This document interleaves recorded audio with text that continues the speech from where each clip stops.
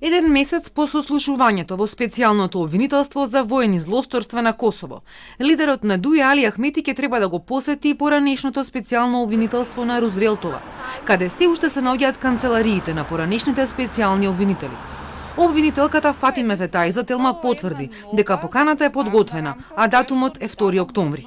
Предметот кој СЈО го отвори во март 2018 се однесува на пропаднатиот попис од 2011, а тогашните коалициони партнери Груевски и Ахмети се осомничени за злоупотреба на службената положба и штета на буџетот од 2,8 милиони евра.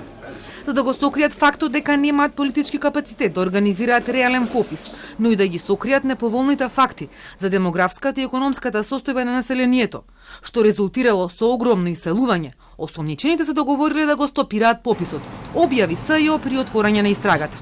Во Косовското специјално обвинителство во поканите не стои во кое својство беше повикан Ахмети.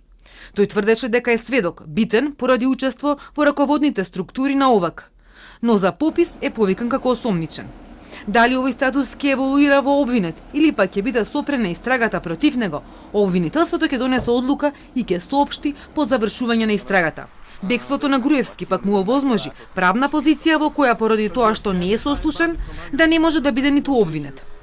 За сега ова е последното истражно действие кое го предвидела Фетај за овој предмет, но таа не исклучува дека можно е да преземе и други чекори, ако тоа произлезе од исказот на лидерот на интегративците. Каква одлука ќе донесе обвинителството ќе се знае на крај од истрагата, но новиот закон за јавно обвинителство, кој го преговараа долго време токму партиите, ја ограничи употребата на бомбите како директни докази во истрагите отворени по јули 2017, со што докажувањето на овие предмети зависи пред се од другите докази. Ахмети во неколку наврати запрашан за оваа истрага тврдеше дека запрениот попис била одлука на претениците во собранието, а не лично негова. Предлог за министер.